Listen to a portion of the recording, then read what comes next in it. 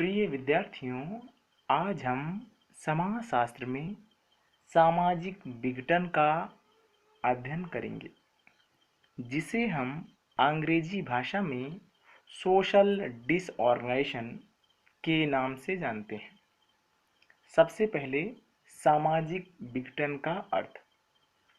जब किसी समाज में सामाजिक इकाइयों के बीच प्रकारात्मक संबंध टूट जाते हैं और समूह के स्वीकृत कार्यों को करने में बाधा पड़ने लगती है अथवा सामाजिक नियंत्रण प्रभावी ढंग से कार्य नहीं कर पाता, तब इसे सामाजिक विघटन की स्थिति कहते हैं।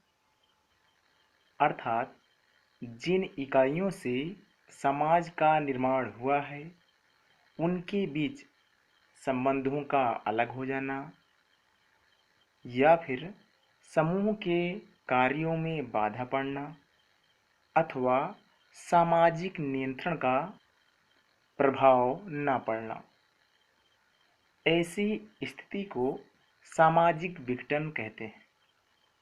सरल शब्दों में हमारे समाज का निर्माण विभिन्न व्यक्तियों, संस्थाओं, समूह, समितियों, प्रतिमानों आदि से मिलकर होता है और इन सब का समाज में एक पद या स्थिति होती है।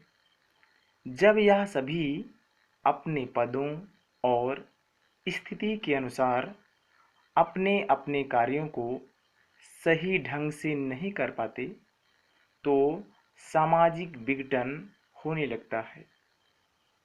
हम इसे एक उदाहरण के रूप में भी समझ सकते हैं।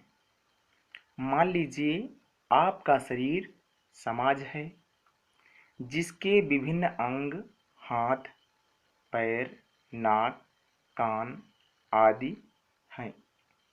अगर आपके शरीर का कोई अंग अपना काम न करे या खराब हो जाए, तो आपके शरीर को कष्ट होने लगेगा और वह धीरे धीरे नष्ट होने लगेगा। जैसा कि मैंने पहले भी कहा कि हमारे समाज का निर्माण भी एक शरीर की तरह अनेक इकाइयों से मिलकर होता है और जब यह इकाइयाँ अपना कार्य सही ढंग से नहीं करती, तो समाज का विघटन होने लगता है। वास्तविकता में समाज में संगठन का न रहना ही सामाजिक विघटन है। सामाजिक विघटन को हम पारिभाषिक रूप में भी समझ सकते हैं। ऑगबर्न और निमकॉफ ने सामाजिक विघटन की परिभाषा देते हुए कहा कि जब संस्कृति के विभिन्न अंगों के बीच संबंधों की एकता भंग हो जाती है, तो सामाजिक विघटन होता है। इस प्रकार ऑगबर्न और निमकॉफ ने संस्कृति के विभिन्न अंगों के बीच संबंधों के अलग हो जाने को सामाजिक विघटन कहा है। सामाजिक विघटन के विषय में इलियट और मेरिल ने बताया कि सामाजिक विघटन में एक समूह के सदस्यों के आपसी संबंध टूट से लगते हैं या समाप्त हो जाते हैं, तो ऐसी स्थिति सामाजिक विघटन होती है। इस प्रकार इलियट और मेरिल ने भी यह स्वीकार किया है कि समूहों के सदस्यों के बीच संबंधों का टूट जाना, समाप्त हो जाना या अलग हो जाना सामाजिक विघटन है। अब हम सामाजिक विघटन के स्वरूप का अध्ययन करेंगे। पहला, वैयक्तिक विघटन। जब समाज में व्यक्ति समाज स्वीकृत व्यवहार के मानकों से हटकर कार्य करने लगता है एवं परिवर्तित परिस्थितियों में अनुकूलन नहीं कर पाता तो वैयक्तिक विघटन की प्रक्रिया जन्म लेती है। अर्थात व्यक्ति समाज द्वारा बनाए गए नियमों का पालन नहीं करता और अपने आप को परिवर्तित परिस्थितियों के अनुरूप सामंजस्य या अनुकूलन नहीं कर पाता तो वहीं से वैयक्तिक विघटन की प्रक्रिया जन्म लेती है। चूंकि वैयक्तिक विघटन का स्वरूप अपने आप में सूक्ष्म एवं अप्रकट होता है, परंतु आधारभूत बात यह है कि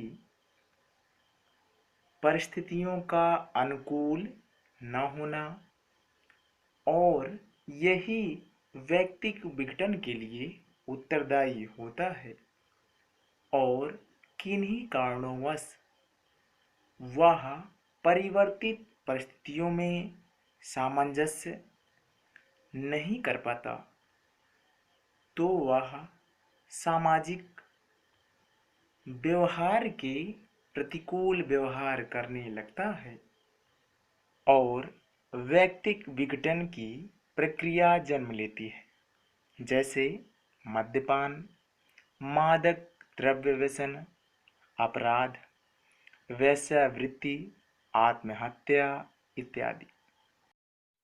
दूसरा, पारिवारिक विघटन। परिवार के सदस्यों में एकमत न रहना परिवार में सामंजस्य की प्रक्रिया को कम कर देता है। परिवार के सदस्यों के बीच प्रभावपूर्ण नियंत्रण की कमी भी पारिवारिक विघटन का कारण बनती है, क्योंकि नियंत्रण के अभाव में अनुशासनहीनता पनपती है। पारिवारिक विघटन की स्थिति पति पत्नी के बीच संबंध विच्छेद, बच्चों में अनुशासनहीनता एवं पारिवारिक कलह के रूप में देखने को मिलती है।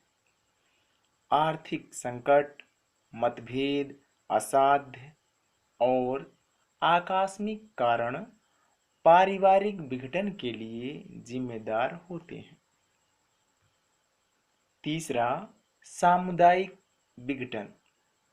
जब समुदाय के अंतर्गत इस तरह की समस्याएं विकसित होने लगे कि उन समस्याओं की वजह से सामुदायिक जीवन चुनौतीपूर्ण हो जाए, तब सामुदायिक विघटन की प्रक्रिया जन्म लेती है। दूसरे शब्दों में हम यह कह सकते हैं कि सामुदायिक विघटन की स्थिति तब आती है जब समुदाय के अंदर अनेक संस्थाएं अपने कायदे कानून के आधार पर कार्य न कर रही हों, रूढ़ियों और संस्थाओं में संघर्ष चल रहा हो, संस्थाएं अपने कार्य अन्य संस्थाओं को हस्तांतरित कर रही हों, लोग रिश्वत ले रहे हों,